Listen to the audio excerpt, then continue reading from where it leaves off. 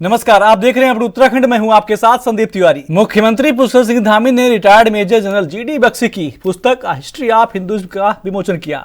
मुख्यमंत्री ने इस अवसर पर अल्मोड़ा बस हादसे में दिवंगत हुए लोगों को श्रद्धांजलि देते हुए उनके परिवारजनों के साथ अपनी संवेदनाएं व्यक्त की। मुख्यमंत्री ने कहा कि मेजर जनरल जीडी बख्शी की यह पुस्तक अवश्य पाठकों के लिए लाभदायक साबित होगी। आपको बता दें कि जीडी बख्शी एक सैन्य अधिकारी के साथ महान राष्ट्रवादी और विभिन्न विषयों के जानकार और विचारक हैं।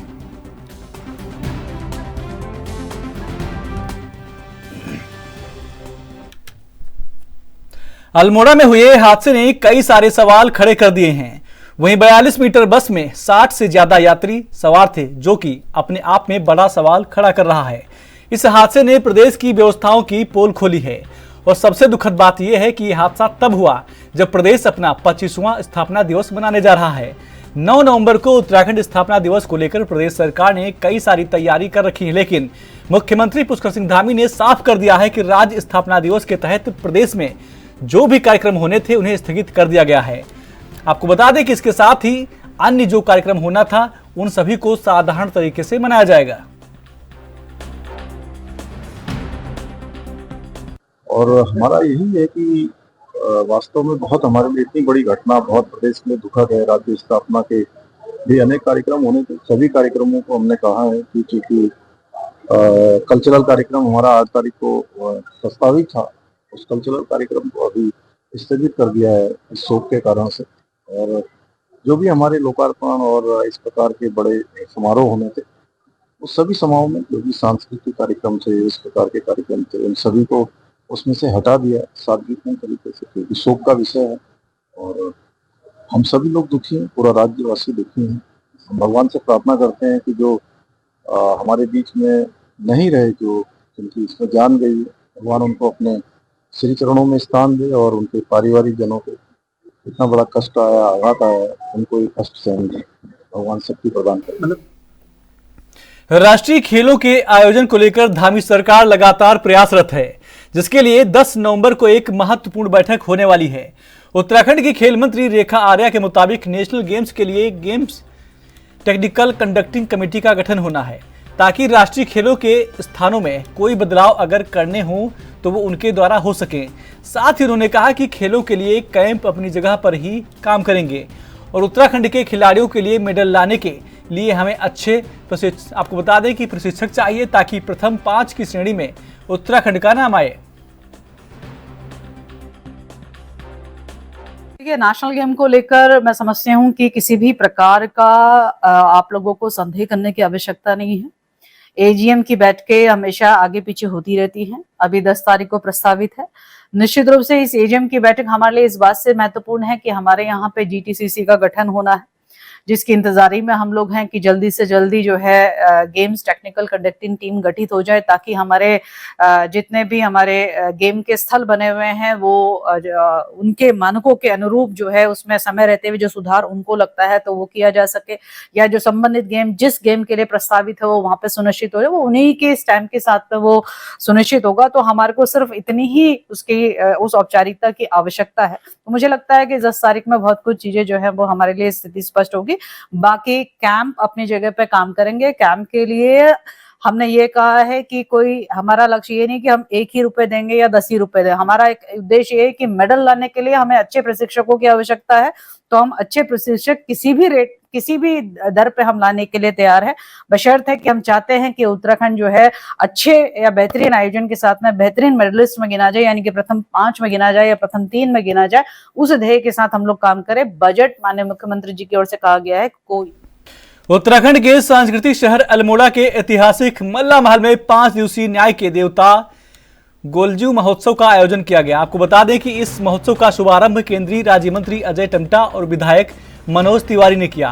केंद्रीय राज्य मंत्री अजय टम्टा ने कहा कि गोलजू देवता को न्याय के रूप में माना जाता है। आपको बता दें कि इसी के साथ ही कहा कि समिति द्वारा गोलजू महोत्सव से सांस्कृतिक और धार्मिक विरासत आगे बढ़ेगी, जिसका लाभ युवा पीढ़ी को मिलेगा। बहुत ही सौभाग्य है, परम पूज्य हम सबके इष्ट, सबके परिवारों के देवता, जिनके कारण से सबको रक्षा मिलती है, ऐसे गोलजू का ये पवित्र स्थान अल्मोड़ा इसके मल्ला महल जो कि ऐतिहासिक और एक प्रकार से हम सबके कुमाऊं की राजधानी के रूप में जिसकी पहचान है, इस पवित्र स्थान में गोलजू महोत्सव के कार्यक्रम में आज के इस शुभारंभ के शुभ अवसर पर जो 5 दिन तक ये महोत्सव चलना है, जिसमें स्थानीय कलाकारों के साथ साथ जो हमारी नई प्रतिभाएं हैं उनको भी अवसर मिलेगा और साथ में ही गुजरात, महाराष्ट्र, हरियाणा, राजस्थान के कलाकार भी अपनी प्रतिभाएं दिखाएंगे। जिस प्रकार से हमारे वहाँ बहुत सारी चीज़ें जो हमारे सांस्कृतिक धार्मिक रूप से हम सब के लिए कुमाऊं के रूप में जो जानी जाती है, पहचानी जाती है, उनके लिए एक मंच है। हम सबके आस्था का प्रतीक और हमारे न्यायदेता के रूप में जय गोलू महोत्सव के नाम से ये यहाँ पर महोत्सव आयोजन हो रहा है और निश्चित रूप से इस भारतवर्ष के चाहे हमारे किसी भी प्रांत के लोग हैं वो आप सब अपनी इस गोलू देवता पे आस्था व्यक्त करते हैं और ये हम सब का जैसा हम मानते हैं कि हमारे न्याय का देवता है और इसी महोत्सव के माध्यम से हमारे यहाँ के जो स्थानीय कलाकार हैं वो हमारी संस्कृति से लोगों को रूबरू कराएंगे, जो हमारे पर्यटक यहाँ पर आएंगे और हमारी जो लोकगीत हैं, लोक गाथाएँ हैं, लोक परंपराएं हैं और उसके उन्नयन के लिए लगातार यहाँ पर समिति के आदेश से प्रयास। एसोसिएशन ऑफ इंडियन यूनिवर्सिटीज के north zone vice chancellor conference 2024-25 का शुभारंभ किया गया। देहरादून के ग्राफिक एरा मेडिकल कॉलेज में आयोजन हुआ। आपको बता दें कि इस 2 दिवसीय कार्यक्रम में 100 से ज्यादा नॉर्थ इंडिया के विश्वविद्यालय के कुलपति ऑफलाइन और ऑनलाइन माध्यम से जुड़ेंगे। कॉन्फ्रेंस की थीम उच्च शिक्षा में प्रौद्योगिकी एकीकरण रहेगी, आपको बता दें कि जिसका उद्घाटन उत्तराखंड के राज्यपाल रिटायर्ड जनरल गुरमीत सिंह और शिक्षा मंत्री धन सिंह रावत द्वारा किया गया।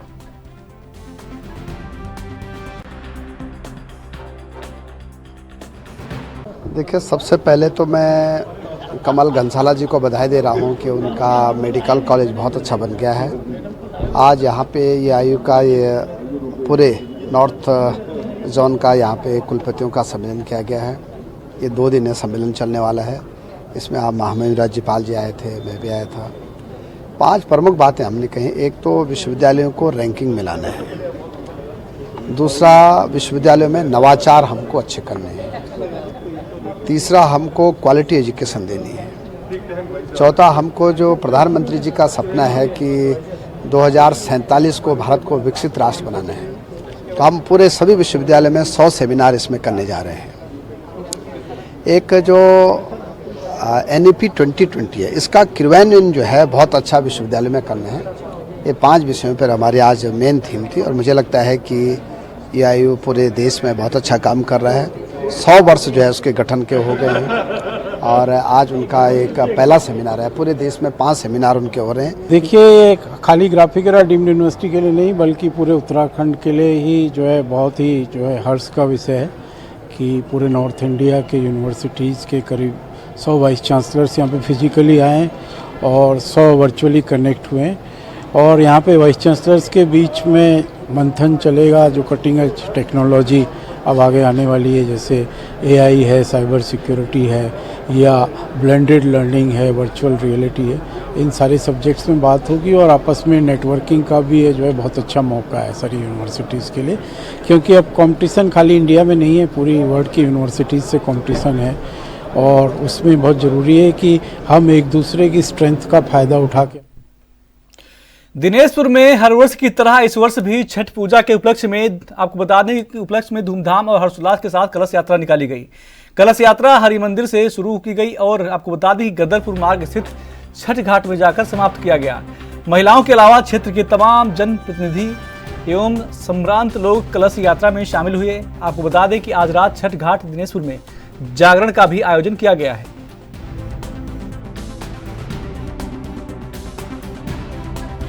पूजा की मान्यता बिहारियों के लिए आन बान शान अभिमान स्वाभिमान सब कुछ है। इसका वर्णन किसी भी शब्द में पूरा नहीं हो सकता। छठ पूजा हमारे लिए वो शब्द है कि जहाँ से छठ पूजा से शुरू और छठ पूजा में अंत हो जाता है। बहुत ही खुशी, बहुत ही हर्षोल्लास के साथ मनाया जाता है। जो भाई पति पिता बाहर जहाँ भी रहे, कहीं भी रहे, किसी भी चीज़ में आए ना आए, लेकिन छठ पूजा में आते ही आते हैं। आपने देखा होगा कई सारी न्यूज़ में कि ट्रेनों की क्या स्थिति हो जाती है जब छठ पूजा का समय आता है। तो बहुत ही कष्ट होने के बावजूद भी हमें कुछ फील नहीं होता कि 36 घंटे का व्रत है, ऐसा कुछ फील नहीं होता। इतनी खुशी होती है, इतना अच्छा लगता है जिसका कोई वर्णन ही नहीं है। और वैसे ये 3 दिन का व्रत होता है। जो पहला दिन होता है नहा खाए का, जिसमें दाल चावल, चने की दाल, कद्दू की सब्जी, कोहड़ा की सब्जी, ये सब बनाया जाता है। इसको नेवज काट के खाया जाता है। फिर दूसरा दिन जो होता है, जो कि आज है खरना, गुड़ का खीर, रोटी और केला और मूली, अदरक, हल्दी से भोग लगा के तब किया जाता है। फिर संध्या घाट को टोकरा ले पूजा जो त्यौहार है, ये पूरे मैं देश प्रदेश और अपने यहाँ के सबको बधाई देता हूँ। पूर्वांचल समाज का त्यौहार है, पर यहाँ दिनेशपुर में हर वर्ग का आदमी जो इंसान है सब वहाँ छठ पूजा घाट में जाता है और पूजा अर्चना करते हैं। वहाँ लंगर भी चलता है और छठ पूजा घाट जितना सुंदर दिनेशपुर में बना है, यहाँ इतना बड़ा कहीं सुंदर बना नहीं है। मैं ये छठ मैया से कहूँगा कि हमारा दिनेशपुर बसता रहे, चलता रहे, अपना सुख शांति बनाए रखना।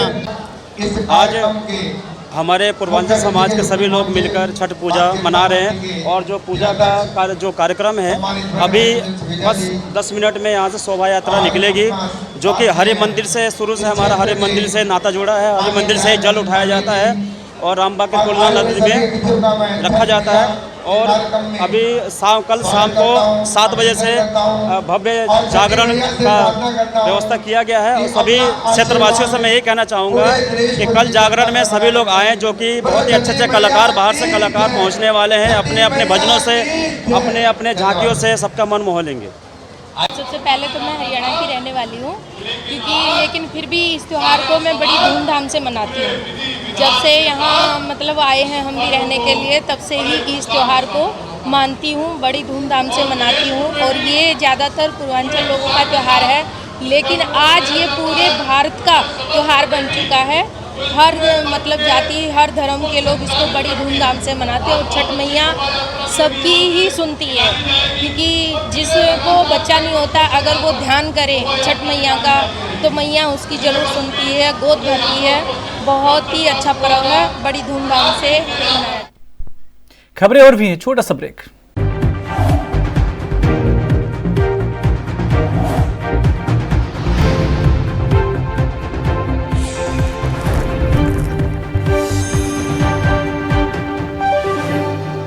ब्रेक के बाद स्वागत है आपका। खबरों में आगे बढ़ते हैं। केदारनाथ विधानसभा सीट पर 20 नवंबर को होने वाले उपचुनाव को देखते हुए प्रदेश की बहुउद्देशीय प्रारंभिक कृषि ऋण सहकारी समितियों के चुनाव टाल दिए गए हैं।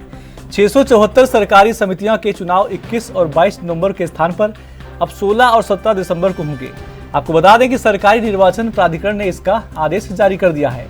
वहीं कांग्रेस प्रवक्ता गरिमा दसौनी ने कहा कि सरकार प्रदेश में चुनाव कराना ही नहीं चाहती, वह अपने पावर को अपनी मुट्ठी में ही समेटकर रखना चाहती है। निकाय चुनाव का कार्यकाल समाप्त हुए 1 साल के ऊपर हो गया है, अभी तक चुनाव भी नहीं कराया गया है।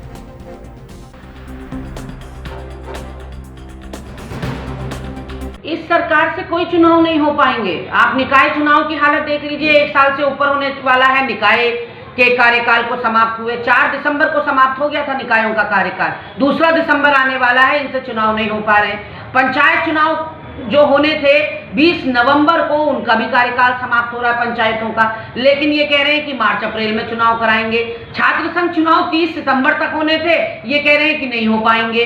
अब जो है सहकारिता चुनाव जो अभी होने वाले थे इमीडिएटली, उसको भी इन्होंने नवंबर महीने के आखिर में या दिसंबर में डाल दिया है। तो अब कुल मिला के सिर्फ यही नतीजा निकलता है कि इस सरकार से कुछ नहीं हो सकता, ना कोई निर्णय लिया जा सकता है, ना ये चुनाव करा सकते हैं। इनसे लेम एक्सक्यूजेस जितने भी बनवा लीजिए, क्योंकि इनका भरोसा न लोकतंत्र में है, ना संविधान में है। हम पहले दिन से कह रहे हैं कि ये लोकतंत्र के हत्यारे हैं। ये जो डिसेंट्रलाइजेशन ऑफ पावर जिसको कहते हैं, विकेंद्रीकरण, सत्ता का विकेंद्रीकरण, वो नहीं चाहते।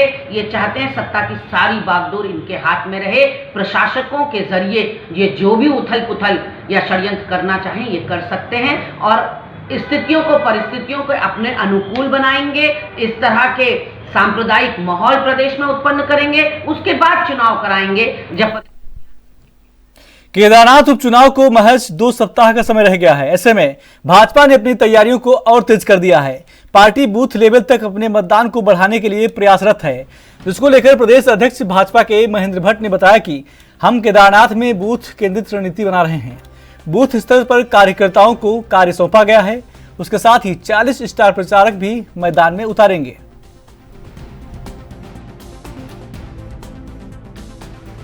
देखिए, भारतीय जनता पार्टी द्वारा बूथ केंद्रित चुनाव रणनीति हमने तैयार की हुई है।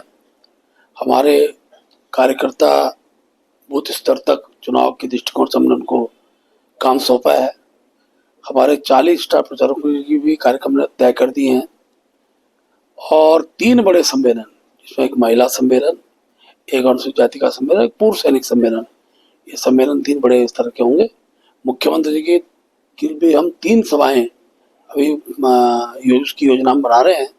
मेरा भी प्रत्यक्ष रूप से 11 तारीख से लेकर 18 तारीख तक मतदान का प्रचार तक का दिन मेरा कार्यक्रम भी सुनिश्चित हो गया है और हमने अपने कार्यक्रम की श्रृंखला, जो मैंने कहा ना, हर बूथ हर गांव तक पार्टी की जो हमारी इकाई है वो उसके साथ बातचीत करना और बूथ पर अधिकतम मतदान सुनिश्चित हो, इस दृष्टिकोण रचना में बनाई है।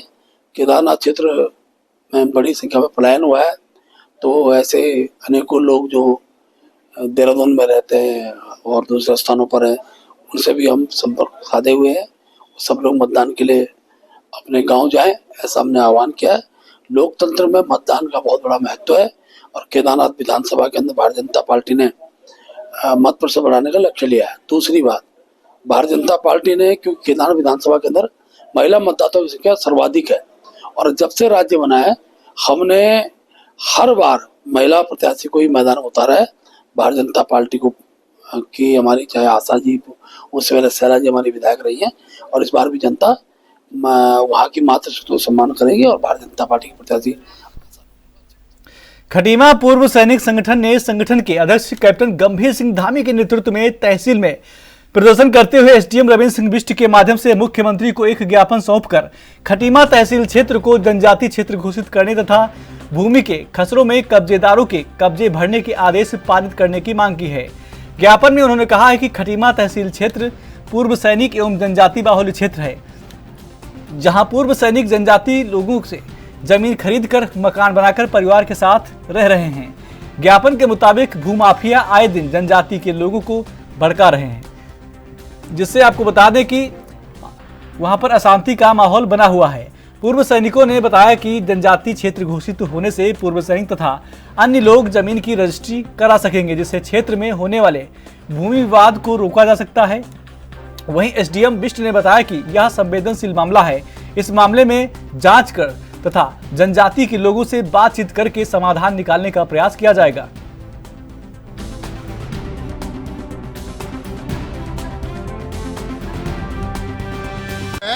2015 में ज़मीन खरीदी थी। 2015 से लेकर के 2022 तक वो बंदा जो है ये इसने कभी भी इस ज़मीन के बारे में कोई जिक्र नहीं किया, नहीं कहीं पर बोला गया। जैसे ही 2022 में चुनाव हुए, चुनाव के बाद जो है उसने यहाँ पर इनको परेशान करना शुरू किया। लेकिन हमने कई बार जो है उसको समझाने की कोशिश की और माननीय विधायक गोपाल सिंह राणा जी के पास भी गए थे कि उन्होंने बोला कि बीच का रास्ता निकालो। अरे बीच का रास्ता क्यों निकालें हम, किस चीज़ के निकालें, क्योंकि हमने तो ये खुद ज़मीन खरीदी हुई है, ठीक है नहीं, तो बीच का रास्ता ये होता ही नहीं है। इसलिए इसमें किसी की सह है, जिस कारण से हमारे पूर्व सैनिक प्रताड़ित हो रहे हैं बार बार। ये कई बार हो चुका है। पिछली बार इनको धान काटने में भी प्रॉब्लम आई थी, तो हम लोग खुद वहाँ संगठन का तो खड़ा हुआ वहाँ पर तब पटवाया। उसके बाद उन्होंने जब वहाँ पर जो है मसूर की खेती बोदी, तो उसके जब मसूर के अंकुर आने लग गए थे, उसके बाद उसने उसकी जुताई करके उसके ऊपर उसने लाई छिड़क दी। तो ये तो बहुत अन्याय है हमारे साथ में, इसलिए हमारा पूर्व सैनिक इसका घोर विरोध कर रहा है। और माननीय मुख्यमंत्री से हम निवेदन करते हैं कि इस क्षेत्र हमारे जो खटीमा क्षेत्र है, इसको इनका या तो कब्जा दिलाने की कोशिश करें या इसको हमारे खटीमा क्षेत्र को सैनिक जनजाति क्षेत्र घोषित किया जाए, जिससे कि हमारे यहाँ का जो यहाँ का हमारा माहौल है वो ख़राब न हो। क्योंकि जनजाति के लोग भी बहुत अच्छे हैं जिन्होंने यहाँ पर ज़मीन बेची है। और ये तो क्या है कि भूमाफिया या कुछ लोगों के बीच में आकर के वो जो भड़काव में आ जाते हैं, जिससे ये हालत हो रही है। आज एसडीएम साहब ने हमको 2 दिन का मोहलत दिया है कि 2 दिन के अंदर में इसका सोल्यूशन निकालेंगे, तो निकालूंगा बोला है उन्होंने, हमको आश्वासन दिया गया है। यदि उनके द्वारा 2 दिन का आश्वासन नहीं दिया जाता है तो यहाँ पर माननीय मुख्यमंत्री जिस दिन भी आएंगे यहाँ पर हमारा संगठन उनके पास जाएगा और इसके बारे में उनको पूरी जानकारी देगा। हरिमा के आज मेरे पास ज्ञापन में आया था, उनका एक मसला है कि पूर्व सैनिक से जिन्होंने पैसे लेकर किसी थारू से जनजाति व्यक्ति से कुछ ज़मीन स्टाम्प पेपर के जरिए खरीदी हुई थी। आज वो थारू व्यक्ति इनको वहाँ पर अपनी फसल नहीं उगाने दे रहा है, उनको जोत बोत नहीं करने दे रहा है। तो ये मसला, क्योंकि देखिए 3 जून 1981 के बाद जो यूपी जेकेआर एक्ट में जो संशोधन हुआ, उसके बाद जो एसटी लैंड है उन्होंने एसटी लैंड को नहीं जा सकती है किसी भी तरीके से। तो वो एक मामला थोड़ा सा संवेदनशील है, क्योंकि अगर थारू नॉन थारू को बेचता वो ज़मीन सरकार में निहित हो जाती है। ऐसे कई मामले यहाँ पर है, तो थोड़ी संवेदनशीलता भी है इसमें, इसलिए हम इसका जांच करेंगे और जो थारू व्यक्ति उससे भी बात करके मसले को सुलझाने का। उत्तराखंड के बुलेटिन में मेरे साथ बस इतना ही। आप देखते रहिए एएनबी न्यूज। नमस्कार।